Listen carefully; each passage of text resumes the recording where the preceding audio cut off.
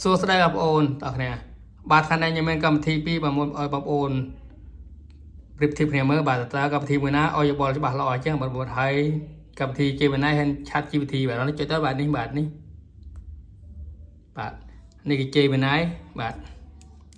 នេះកម្មវិធី Gemini បាទហើយនេះ ChatGPT បាទឥឡូវនេះចុច Gemini សិនបាទបងប្អូនចុចចឹងហើយបងប្អូនសេអក្សរខ្មែរទៅបាទសេលើនេះបាទនេះសេសួស្តីក៏បានបាទសួស្តី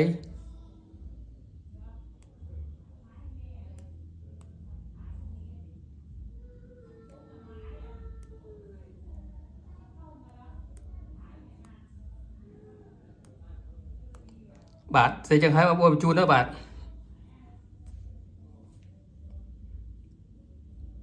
បាទហើយបងប្អូនសួរនេះសួរ Gemini ទៅបាទនេះចុចនេះបាទនេះបាទតើកម្មវិធីមួយណាដែលឲ្យយោបល់ច្បាស់លាស់អញ្ចឹងបងប្អូនបាទឥឡូវប្រៀបធៀបគ្នាមើលបាទសួស្តី Gemini សុខសប្បាយទេបាទសួស្តីខ្ញុំសុខសប្បាយជាទីអាប៉ុនចុះអ្នកវិញញ៉ាំអីទេខ្ញុំសុខសប្បាយធម្មតាទេបាទល្អណាស់មានការងារអ្វីពិសេសនៅថ្លៃនេះទេខ្ញុំរីករាយនឹងជួយប្រសិនបើគ្រឿងអាចបាទខ្ញុំចង់សួរមួយបានទេបាទគឺប្រាសាទអង្គរវត្តកសាងនៅសតវត្សទីប្រមាណហើយស្ដេចណាជាអ្នកកសាងសូមជួយប្រាប់ផងបាទប្រាសាទអង្គរវត្តត្រូវបានកសាងឡើងនៅសតវត្សទី12ដោយព្រះបាទសូរ្យប្រមាណទី2ទ្រង់ជាព្រះមហាក្សត្រមួយក្នុងសម័យអង្គរតើអ្នកចង់ចេះដឹងអ្វីបន្ថែមទៀតដែរអំពីប្រាសាទអង្គរវត្ត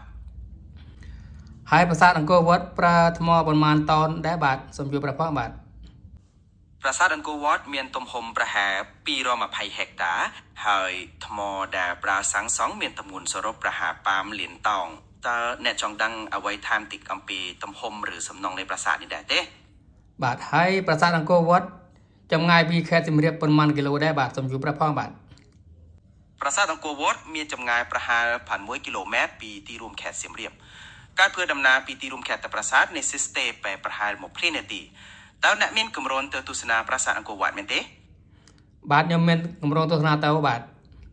ក្នុងករណីនេះខ្ញុំសូមជូនពរឲ្យអ្នកមានដំណើរកម្សាន្តប្រកបដោយភាពរីករាយតើអ្នកត្រូវការជំនួយអ្វីផ្សេងទៀតសម្រាប់ការធ្វើដំណើររបស់អ្នកដែរឬទេ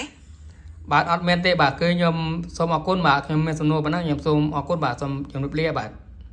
មិនអីទេសូមធ្វើដំណើរអាយសុវត្ថិភាពនិងរីករាយនៅក្នុងការទស្សនាប្រាសាទអង្គរវត្តជម្រាបលា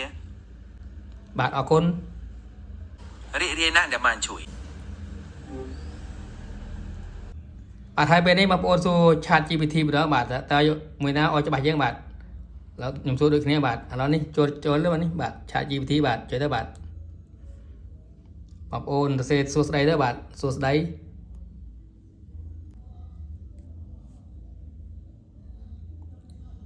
ហើយបងប្អូនចុចនេះមកនេះបាទនេះបាទ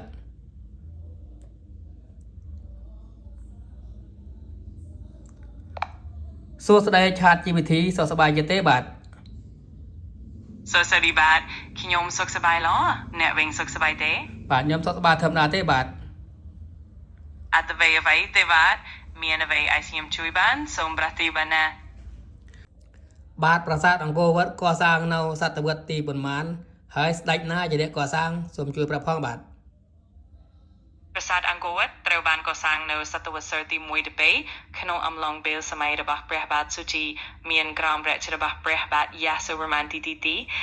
ព្រះបាទយ៉ាសូវរ្ម័នទីគឺជាអអ្នកដែលមានសមត្ថភាពនិងមានការប្រណាំងយ៉ាងធំលើការកសាងប្រាសាទអង្គរវត្តបាទហើយប្រាសាទអង្គរវត្តជារបស់អ្នកណាគេរបស់ខ្មែរឬរបស់ប្រទេសផ្សេងបាទប្រាសាទអង្គរវត្តគឺជាស័ក្តិសំណង់របស់ប្រជាជនខ្មែរដែលបានកសាងឡើងនៅក្នុងប្រទេសកម្ពុជាហើយជាផ្នែកមួយនៃមហាប្រាសាទអង្គរដែលមានតម្លៃផ្លូវប្រវត្តិសាស្ត្រនិងវប្បធម៌យ៉ាងខ្លាំងប្រទេសកម្ពុជាគឺជាអអ្នកបង្កើតនិងមានសិទ្ធិលើប្រាសាទនេះទាំងអស់បាទអរគុណច្រើនបាទហើយប្រាសាទអង្គរវត្តមានចម្ងាយពីខេត្តសៀមរាបប៉ុន្មានគីឡូបាទសូមជួយប្រាប់ផងបាទប្រាសាទអង្គរវត្តមានចម្ងាយប្រហែល5គីឡូម៉ែត្រពីទីសៀមរាប